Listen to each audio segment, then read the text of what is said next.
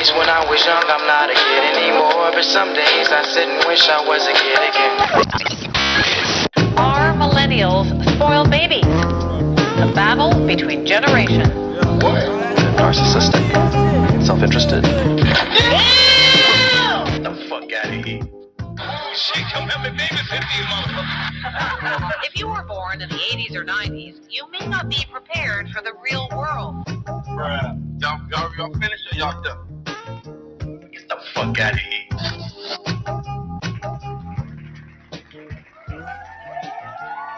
Yes, sir. We back. Yes, sir. We back. We back. Episode 5, the 90s Baby Theory Podcast. I am your host, Playboy Darion. And we back at it, man. It's gonna be a good episode, y'all, though, because we got some real 90 baby topics to talk about today. Uh, Especially if you are a 90s kid and you used to watch Nickelodeon.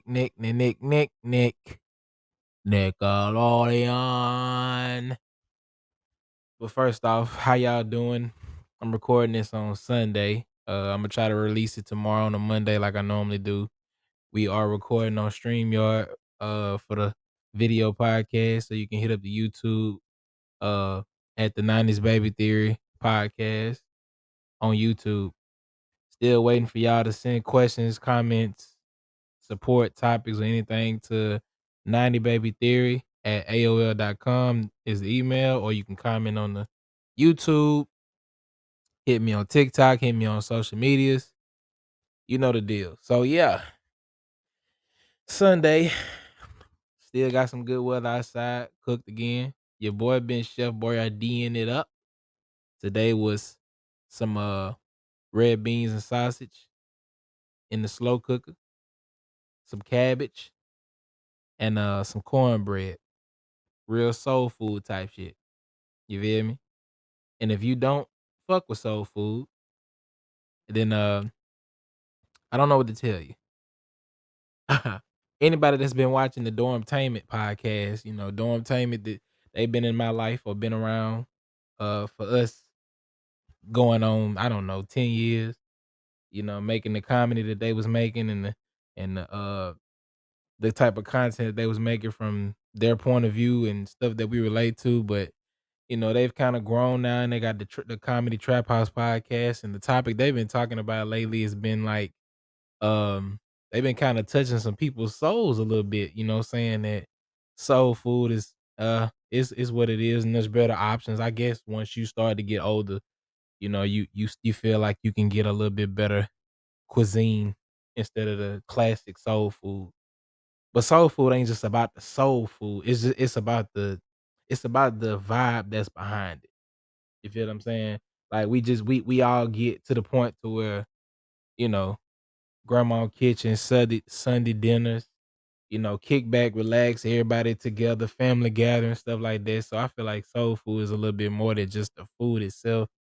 But, you know, but when Cam said, and if y'all don't know who Cam is, that's one of the members of Dormtainment, one of the hosts of the Comedy Trap House. But he said that potato salad was overrated. I don't know what the fuck wrong with this. I don't know where you get that from. Uh, and he was right, you know what I'm saying? You really don't just eat potato salad like that on a normal basis. But, you know, whenever potato salad pop up in the room or whenever the conversation come up, you know it's in full effect. I mean, at the barbecues, it go hand in hand with the barbecue. You feel me? Christmas time, Thanksgiving time. You feel me? 4th of July. It's one of them ones. Potato salad low key like a Beyonce. I'm not saying that it is mac and cheese or nothing like that, but it pop out when it pop out. It release an album every 2 years. You feel me? Y'all know what I'm saying. But yeah, man, did that today. Um, just a pretty good week, good week, man. Just trying to get our you know, end our weekend off on a good note, get some good sleep in, get some good rest, rejuvenation, so we can head back into this new week. It's officially springtime, so you know. Just living, man. Just trying to enjoy this life we got. So, uh, let's see what I'm gonna touch on today. Two topics I want to touch on. First, before we get into the main topic, we're gonna talk a little rap today.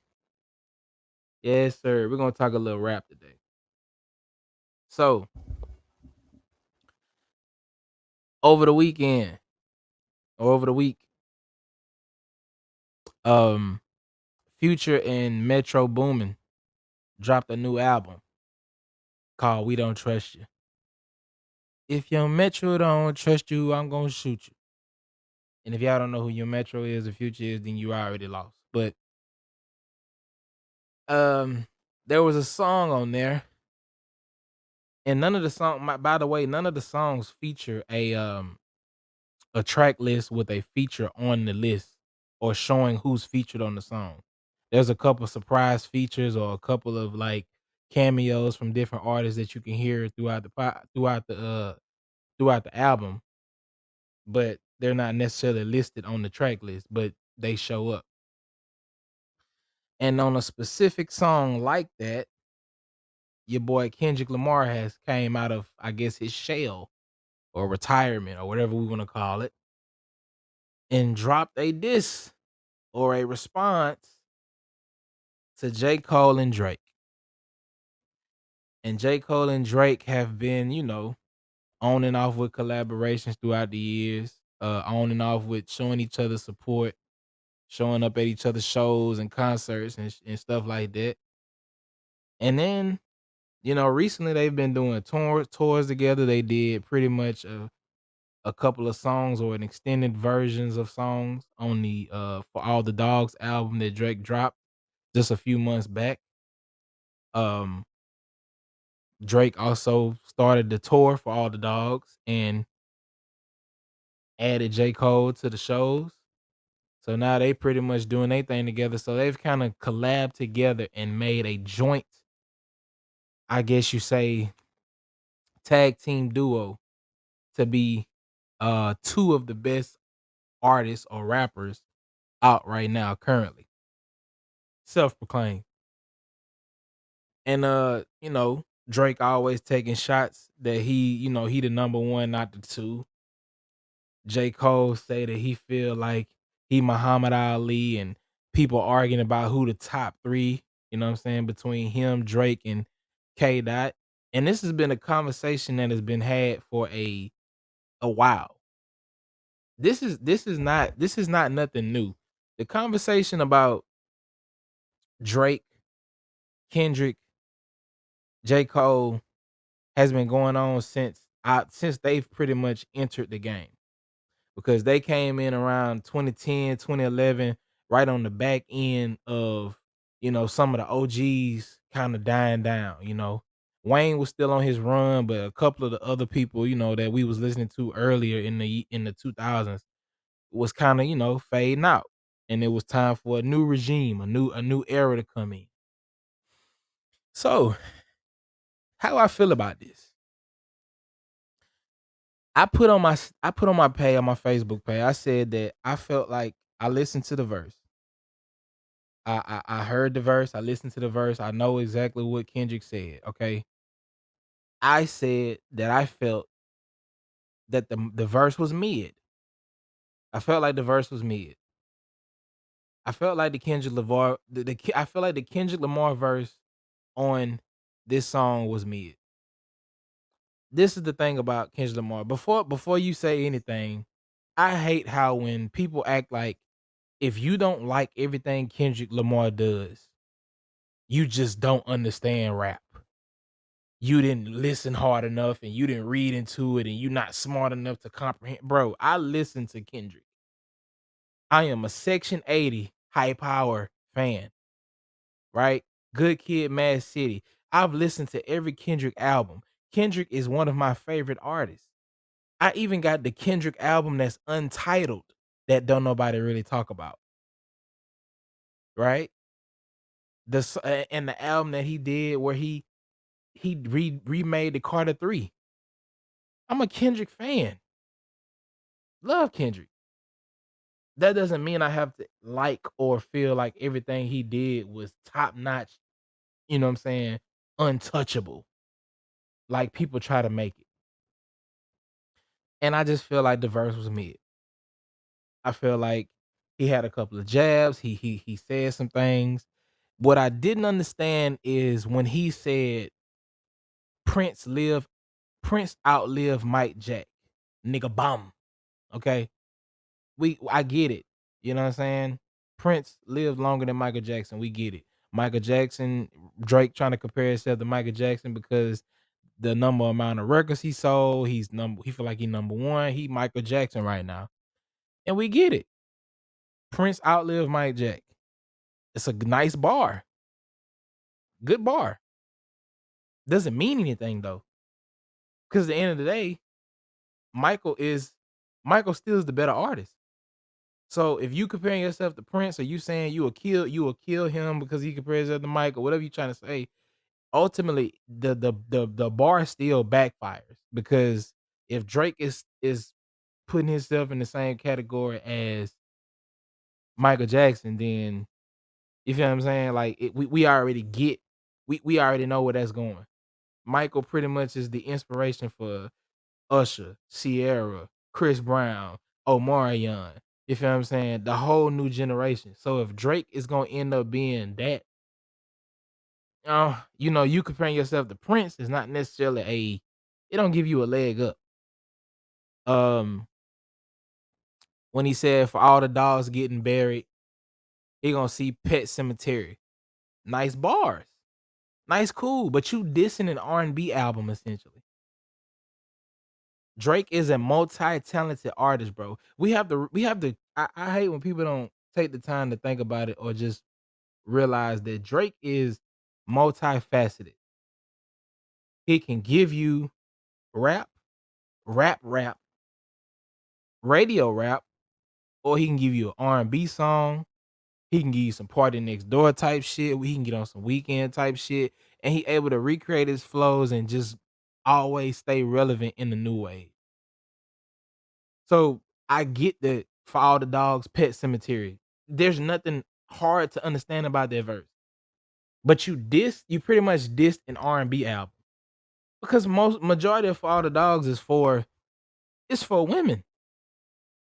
It's for women.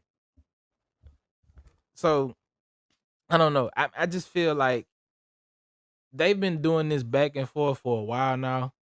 And unless y'all gonna drop names and be more direct, I feel like it is what it is at this point. I also feel like Kendrick, you can't keep putting out albums and then coming back every 4 to 5 years and still think your spot is gonna be secure.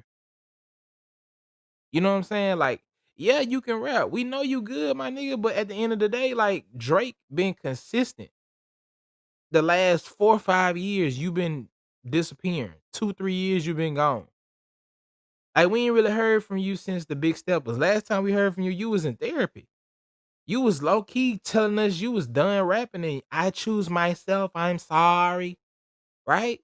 While Drake's still out here putting out albums, dance albums, R&B albums, joint albums, concerts, tours. You feel what I'm saying? Discovering new artists, getting on new waves. Drake been doing the same thing he been doing since he came in the game. So for all the people that's like Kendrick fans and that's acting as if like Drake can't compare or can't compete, bro, y'all you're entitled to your opinion.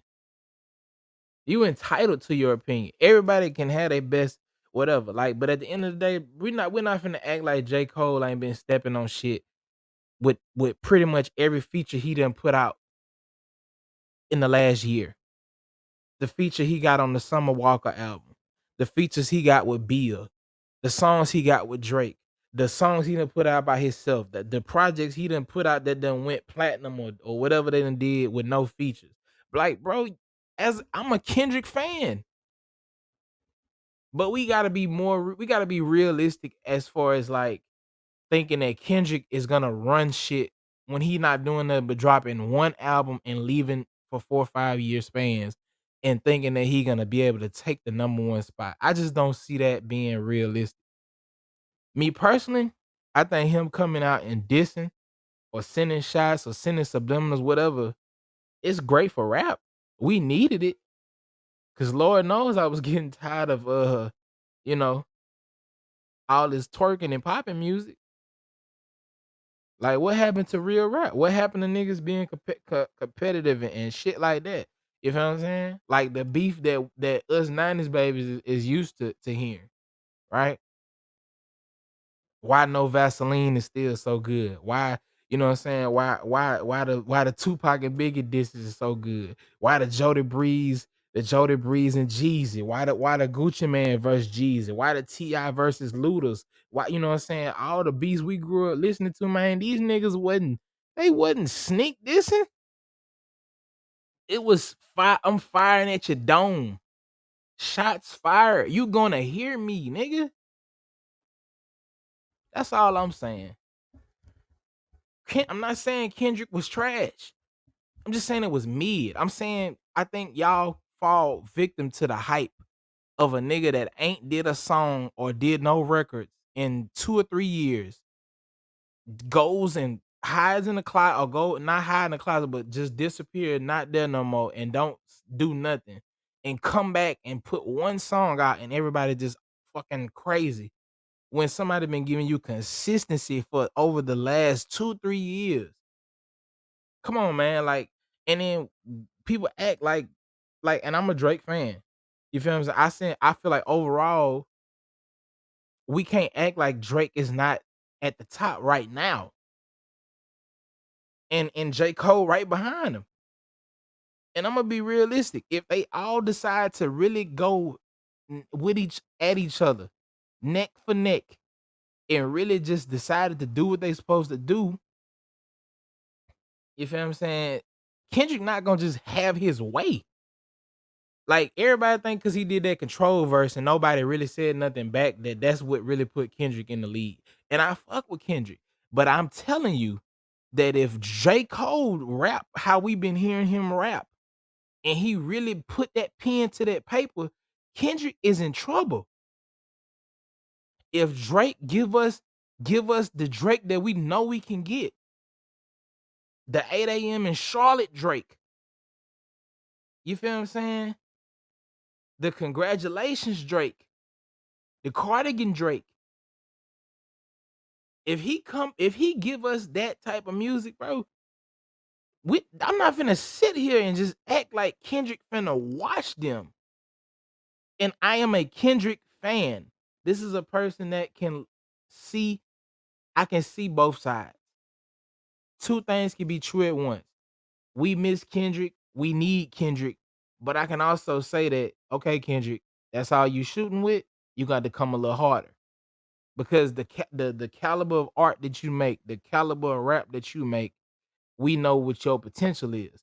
I still to this day feel like one of Kendrick's best verses or best like raps was when he did the BET Hip Hop Awards when TDE was doing the cipher. And I still listen to that shit to this day. I hate y'all. I do anything to replace y'all. Shout out to Face Mob. You know what I'm saying? Like, y'all, come on, bruh. So all this talk about y'all just ain't listening to the song. Y'all don't hear what he's saying, bro. I am a Kendrick fan. My favorite, my favorite Kendrick song still to this day, I feel like is Complexion with off of How to Pimp a Butterfly with him and Rhapsody. The message behind the song, the production on the song, the beat, everything. How to Kill a Butterfly is still one of my favorite albums, even though it's not necessarily accepted by most people because people don't want to hear that jazz shit. But creatively, that was one of the best albums Kendrick made. Good Kid, Mad City is classic. It's untouchable. But To Pimp a Butterfly, come on, man. Like, and that's what I'm saying. This is not a person hating on Kendrick. I'm just saying we know Kendrick can do better than what he did. You came back, you stirred the pot. Cool. I'm not, but that's not gonna erase everything Drake and J. Cole been doing the past 2, 3 summers to make me think that they just all of a sudden finna be wiped off the earth from one verse. Nigga bum. Nah, we not doing that. So and then just I'm gonna end it off like this. You know, I guess with Metro and Future doing the joint project, I guess that with them saying we don't trust you, and with them doing collabs with people that necessarily ain't rocking with Drake, it kind of made me wonder like how y'all feel about J. Cole also. And with Drake and 21 just doing an album with Her Loss and him coming on doing shows at the tours and stuff like that too, like, okay, let's not forget Metro and 21 was a thing. Like how Drake and 40 was, or how what I'm saying, how producers and rappers like Zaytoven and Gucci, or Shawty Red and Jeezy, or Manny Fresh and Wayne, or whatever. Like, we not gonna act like 21 and Metro wasn't a ain't a thing, like Savage Mode. So what does that mean for them? You know, it's a bigger issue at hand, if you ask me. And I'm just ready to see how that plays out. But at the end of the day, it's good for rap. It's good for music. Uh, and I'll throw this in there also. Y'all gotta stop sleeping on Big Sean as well. And that's all I'm gonna say. I don't give a look, and I think I'm gonna tell you what I think makes people leave Big Sean out of the topic, even though if you are a serious Big Sean fan and you understand that Big Sean can rap with them, I think what makes Big Sean different, or what does not give him respect, is the fact that he puts out songs like ass, ass, ass, ass. You know what I'm saying? He makes songs that could be played in the white club, and they could just be a radio song, or they could just be a catchy hit. But you know what I'm saying? As far as like, we've never heard an introspective Big Sean album. We never heard a project to where it was like collectively a storytelling moment, right? Other than Detroit, which was a mixtape. Now Detroit 2 is an album. But if you go back and you listen to, I think, Dark Sky Paradise, and there's a song with him and Eminem, bro, people already argue that Eminem is like one of the best spitters, and nobody want to diss Eminem. For him to be on a song with Eminem and be neck and neck with him and pretty much hold his own, and you get cosigns from Wayne. And then if you never like watch his LA Leakers or Hot 97 freestyles or Funk Master Flex, you are asleep. That's all I'm gonna say. If he not your cup of tea, cool. You just don't like him. But I'm telling you now, Big Sean is in that level of rappers that can spit, as far as the new wave of rappers. Cause Drake, Kendrick, J. Cole, Big Sean, and Big Crit all came out around the same time. If we being realistic without all the biasness, those are the top 5 niggas as far as rappers of this generation, as far as like that have bars. I'm not talking about Future. I'm not talking about Thug. I'm not talking about Lil Baby. I'm not talking about niggas that can rap and make catchy hits and songs for the strip club. I'm talking about artistically, pen to paper, write songs, have a message, make music that we can listen to years from now, and it captured a moment in time, or captured a certain sound. Those are the 5 niggas I'm going with. And I'm sorry. So it is what it is. And that's my theory on that. So, topic of the day. And we gonna try not to be too long on this one either. But Nickelodeon. Oh my God, this is gonna hurt my heart. Nickelodeon. So I'm sure y'all have seen it by now, but there is a documentary called Quiet on Set: The Dark Side of Kids Television, or Kids TV, which is pretty much like a docu series. behind the life or the careers of kids that were on Nickelodeon during what they call the golden era. You know what I'm saying? Our generation of if you were a real 90s baby, and I mean like, you know, probably late 89, 90, probably to about 95, 96. You remember the Orange Rugrats tapes. You remember Hey Arnold. You watched Jimmy Neutron. You remember when SpongeBob first came on. You remember the first episode of SpongeBob. You know what I'm saying? You know what I'm saying? You knew about uh all of the shit, all that. Zoe 101, iCarly, you know what I'm saying? All of this. And then you a real OG if you was watching Nick at Night, Fresh Prince, George Lopez show. Sometimes they'll play I think sometimes they'll play Family Matters with Steve Urkel and them. Like Nickelodeon, bruh, if you a real 90s baby, you know. Nickelodeon was us. That's our shit.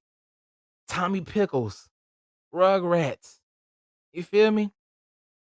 Just the nostalgia, bruh. Like you can't recreate that. That's like the Bulls in the 90s. You can't create the shit that was on TV during that time.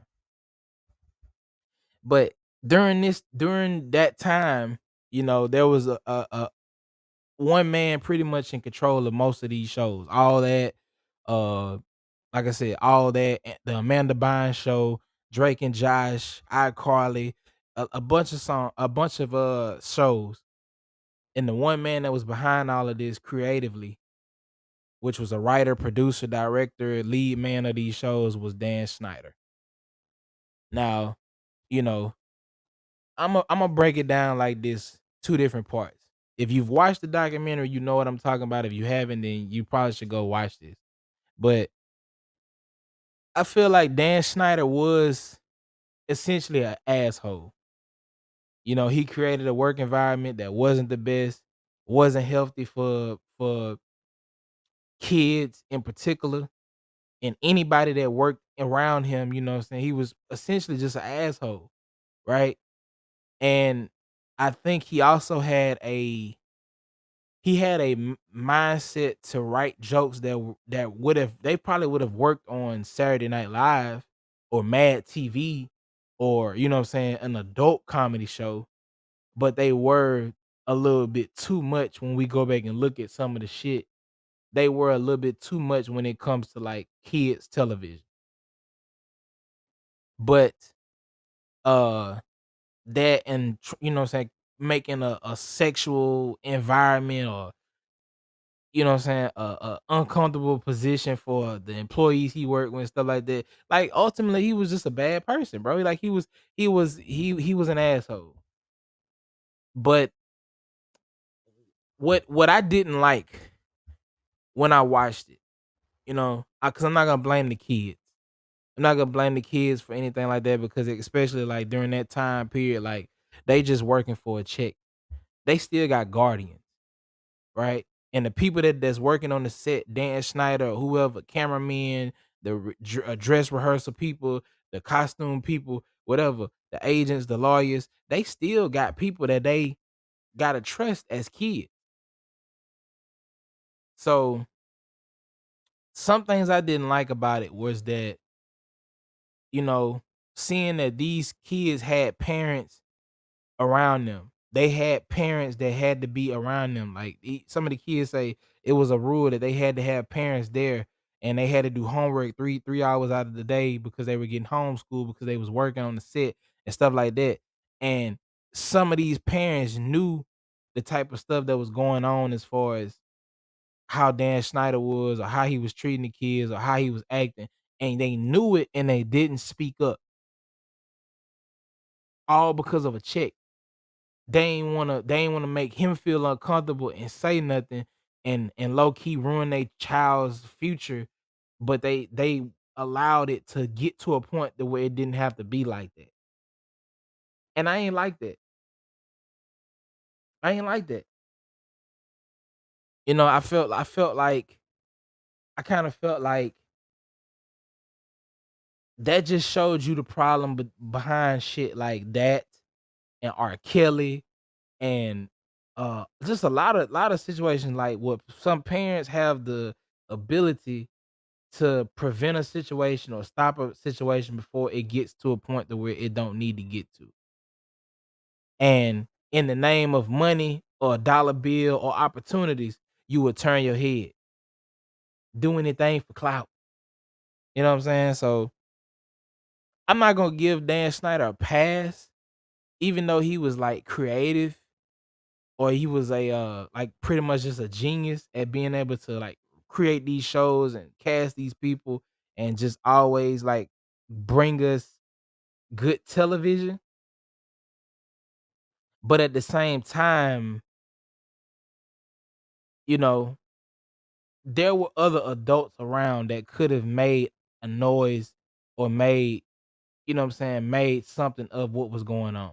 And I know that they said, "Oh no, this was Dan's show. This was Dan's territory and Nickelodeon loved him and things like that." But it was a lot of times where they didn't express whether or not that people actually went to HR or went to upper levels or went and told nobody nothing because they just stayed quiet because they didn't want to ruin their child's future. And that was some bullshit. I remember the episode where the two women that he hired were the first women writers on Nickelodeon and the inappropriate jokes that was happening and going on and stuff like that. And the one woman said she had been in LA for 7 years. So you had been living here for 7 years, working, making money, doing whatever, and you threw all that away just to go be a writer at Nickelodeon and be disrespected, and you didn't say nothing. I don't know about that one. You know what I'm saying? Big shout outs to her though, and the other woman that actually stood up and tried to, what I'm saying, do a lawsuit, even though it didn't turn out to nothing. Like, y'all saw things way prior to this that y'all could have like recorded, recorded phone calls, recorded meetings. Y'all knew how he was every day. Nobody decided to take this shit up a notch, you know? And it was fucked up though, cause I wouldn't want to be in a work environment like that either. But I just didn't like the fact that like I know the climate was different back then. I know the culture was different back then, but to not to not speak up and say nothing when it was involving kids and it was involving one person. Cause it's not like they said this was other Nickelodeon staff members or other people that was abusing power like this. This was specifically Dan. So before Amanda Bynes, before Drake and Josh, before the other shows, when it was just all that, y'all still wasn't saying nothing. So, but I think the most pressing issue of it or the worst part that came out was about Drake from Drake and Josh and the fact that Nickelodeon also had multiple pedophiles that worked for them without them knowing or without them being aware. And one of the guys was of I think he was a vocal coach or something like that, or acting coach or something. And uh before Drake and Josh actually started the show, this was a guy that was around all the Nickelodeon sets, all that, some of the different, what I'm saying. We've even seen him on episodes, I think, of all that as pickle guy and shit like that. And this dude had been around all the kids, everybody. And what I'm saying, Drake's dad was a manager and he, what I'm saying, he actually was around him and actually was seeing things that was going on and he didn't feel good about him being around Drake or the other kids. And he said stuff about it, spoke up about it, right? And just like the situation with Dan Snyder, with this dude, this vocal coach, I think Brian Peck, people turned the eye to it just because of the production, you know. the show's doing good. We got the actors we need. Nothing's going on. Nobody paid attention to the real shit. And it got to the point to where it was even so bad to like when Drake's dad was uh like speaking his opinion and speaking his voice and letting shit be known, that the dude was so snaky that he ended up talking Drake's mama into getting him removed as being around Drake or being Drake's manager, or you know what I'm saying, being somebody that'll protect him. She let this pedophile talk her into doing something that wasn't in the best interest of her child. And I think what I noticed throughout the entire like vibe of the show was like it kind of seemed like no matter what was the best thing to do or the right thing to do, the adults weren't actually acting on it. And I didn't really know how to feel about that. And in return, with with with the mom with Drake's mama letting, you know what I'm saying, let them get in her head and kick the daddy out the picture and not let him be there with his son every day, that ended up leading to Drake being molested. And that shit is like, it's sad, bro, because we sat here for years and we saw like these kids from these networks. We seen these kids spiral out of control. We seen them, get on that shit, or have alcohol problems or abuse problems, or you know what I'm saying, even in some cases, have their own pedophilia or accusations of being whatever. And it's like to hear this shit come out 20 years later, 15 years later, 10 years later, and then you realize like, okay, the kids was just in an uncomfortable situation, but the people that they had around them to protect them failed them. They failed them. And like I said, it's no blame to them. It's no blame on the kids, because at the end of the day, you're a child. But realistically, bro, like them people at Nickelodeon failed them kids.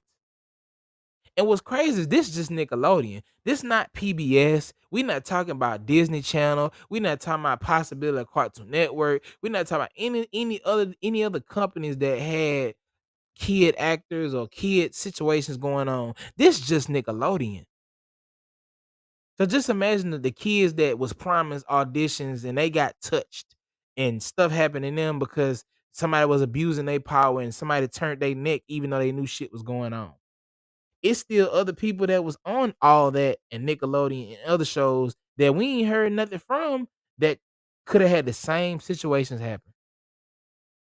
You feel what I'm saying? So I don't know. It's to me it's sad.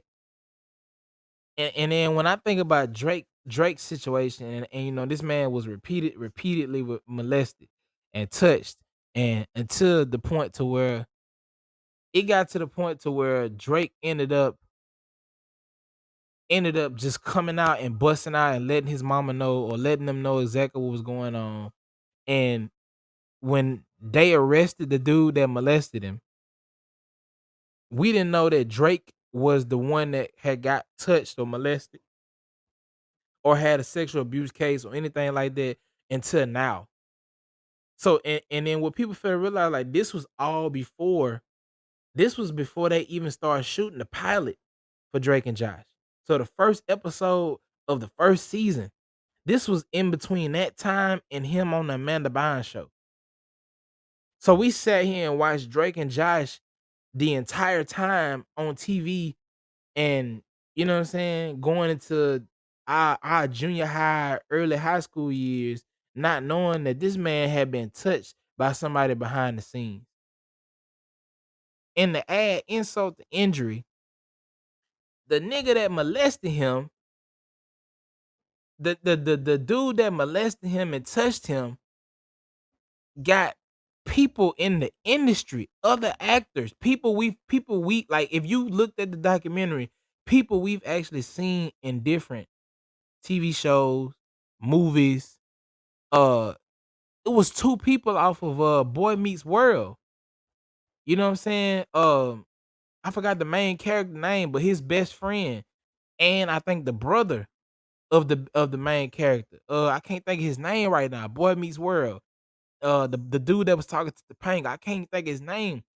But you got actors and people that we know that we actually seen from other shows and other networks writing letters in support of this pedophile, bro. And that shit is sad. And ultimately, it was like, you know what I'm saying? To me, it was like I said, it was just an indictment on the culture back then of how even though you knew something was wrong, nobody spoke up, nobody said nothing. But you feel me? It was an indictment on the culture back then. What was accepted, what was right, what we didn't talk about, what we didn't stop from happening. And it's sad, bro. And I don't know. Like I just feel like we'll never get that era of TV back again and that era of creativity. And when the show first came on, they said, if you're a 90s baby, this is probably gonna end up changing your opinion and your mind forever. I'm gonna be honest with you. It didn't for me because we had already heard stuff like this. We had heard things like this going on in the industry. Like this is nothing new. But I guess it was just surprising of what happened to people that we actually watched on a daily basis. Like these were main hit shows. And this man still was doing this all the way into 2018. Some of the same shit he had been doing all the way back from the 90s. 20 plus years of, you know what I'm saying, creating a work environment and a workspace. Now, the only thing I didn't like is the fact that people were mad that he came out and responded and apologized and stuff like that because I guess, oh no, you apologizing now, nigga, because you got caught. Man, at the end of the day, bro, we still gotta give people grace.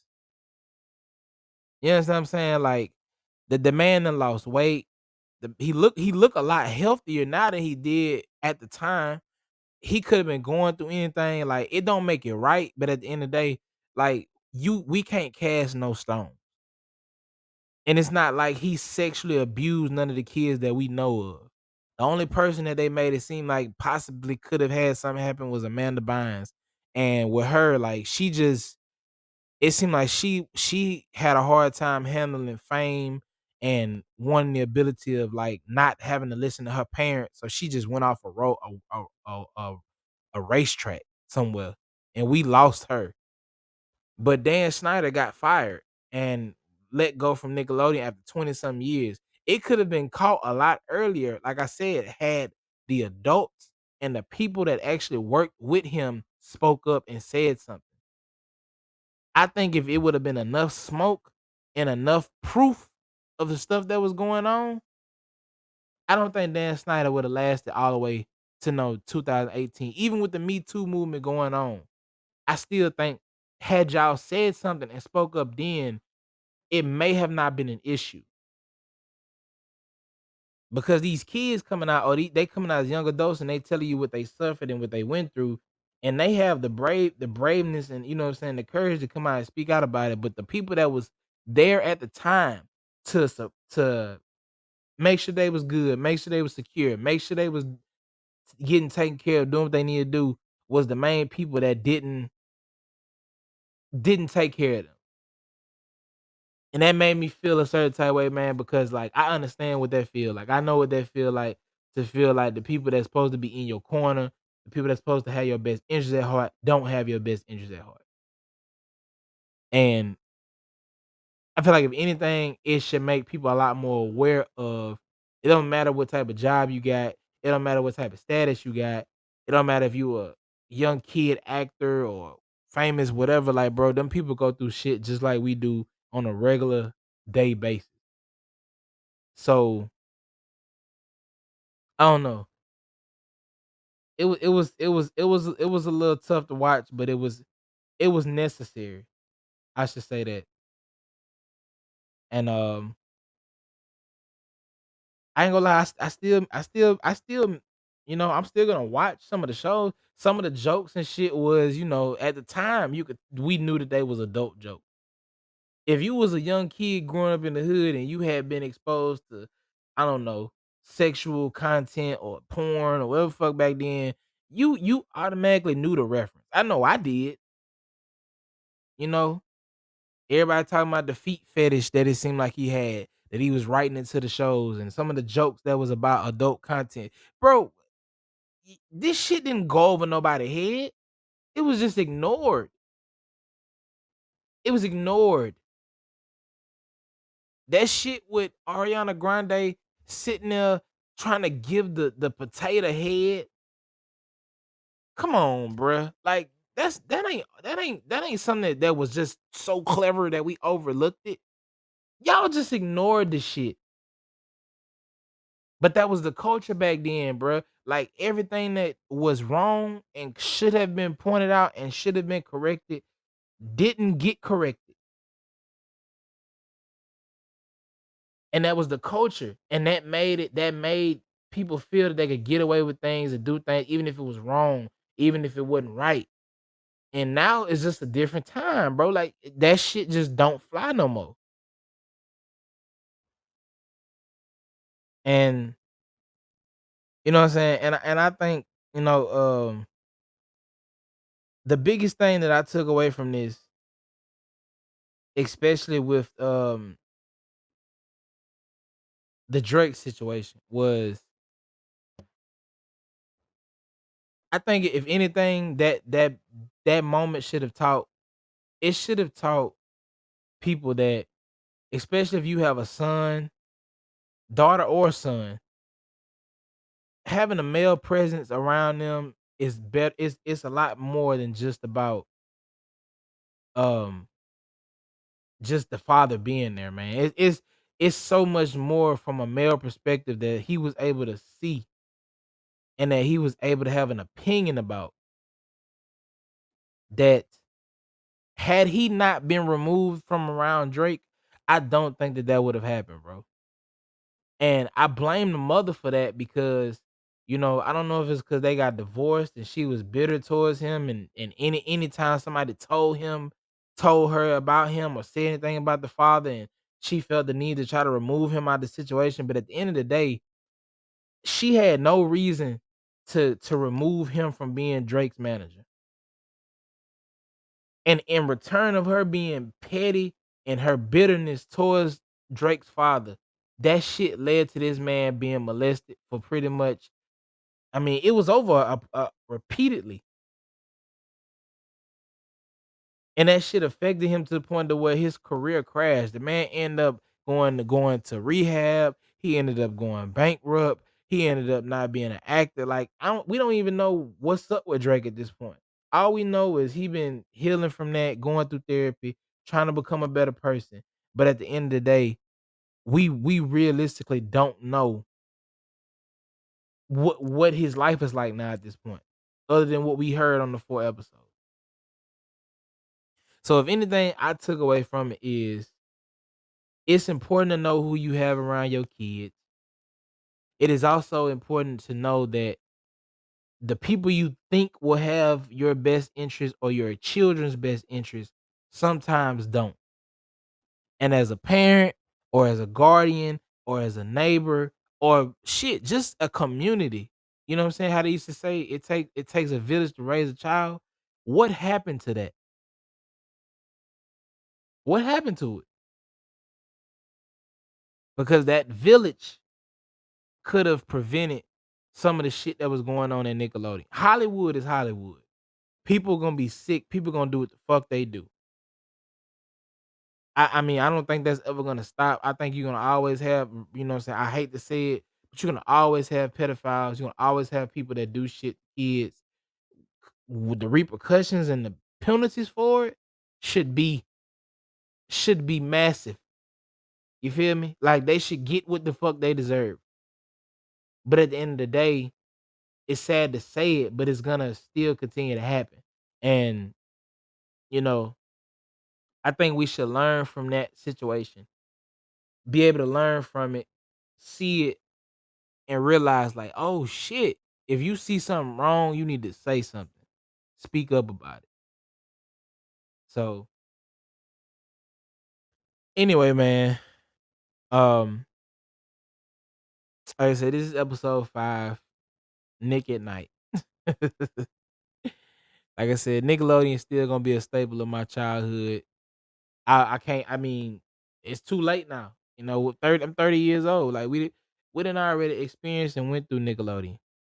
We didn't saw the episodes. We didn't already consume this whatever. And like that's the same shit with R. Kelly, bro. Like people want you to just act like R. Kelly just don't exist no more.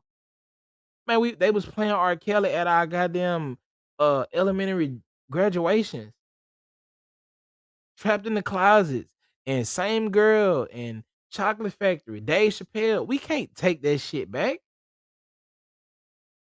What the person did, I hate it. I am not supporting that shit that Robert Kelly did. But the music and the art,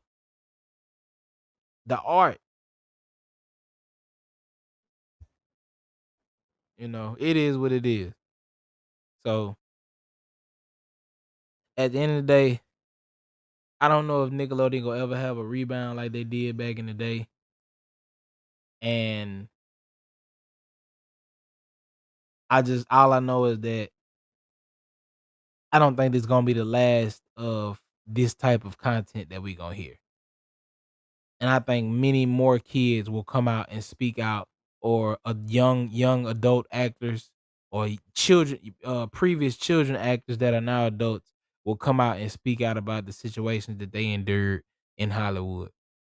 I think this was just the tip of the iceberg.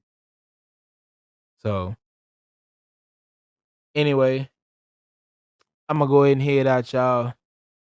Like I said, it's been good. It's been a good conversation. I hope you enjoyed the episode. Episode 5, season 2. Um, we'll try to come back again, next Monday. We're gonna, like I said, try to stay consistent. Um, and I'm not gonna promise it because life been lifing. I realize like I be wanting to do these episodes, and then come time for the weekend, I still got regular life shit to do, and still gotta be a husband, and still gotta be a family man, and then you still gotta get ready for work, your real job going into the week, and then you be like, oh shit, I ain't even record the episode yet. I ain't even record the episode yet. You know what I'm saying? So now here I am. I done, you know what I'm saying? I done did my thing for the day. I done record the episode, but now it gotta get edited. It gotta get uploaded. Gotta have a screen, you know what I'm saying? I gotta have a thumbnail made for the video podcast. So y'all bear with me. If you listening and if you tuning in, if it's 3 or 4 of y'all, I appreciate you. I appreciate you. I love you. If you thank you. But yeah, man, we're gonna go ahead and get out of here. We've been trying to top these episodes at like 55 minutes, 45 minutes, somewhere in that area, not even a full hour. So if you can't, you know what I'm saying, on your 30-minute lunch break or your 20-minute drive to work, your 20-minute home back, you feel what I'm saying? Just create that ability for you to be able to listen to the show and some of the topics that we cover. And if you're looking at the video right now, I started about 6 o'clock. So the sun is going down, and the other side of the living room is kind of done lost a little light. So behind me, it looked like some Mortal Kombat shit. It looked like goddamn Scorpion and Sub Zero on my left and my right. You feel me? I've been watching a Mortal Kombat uh cartoon on HBO Max too, called Mortal Kombat Legend. I've seen one of the episodes, but I've been watching the other episodes, and I'm telling you now, had that shit been on TV for real, I might have been an anime watcher. I might have watched anime if it had started with Mortal Kombat. And then maybe I would have been able to work my way into, dealing with some other shit. But Anyway, man, thank y'all. Appreciate y'all for watching. Uh, like I said, send me an email, comment on the videos, follow YouTube. I'm available on Spotify, Apple Podcasts, any podcast platforms. And yeah, we out, man. Y'all have a good one.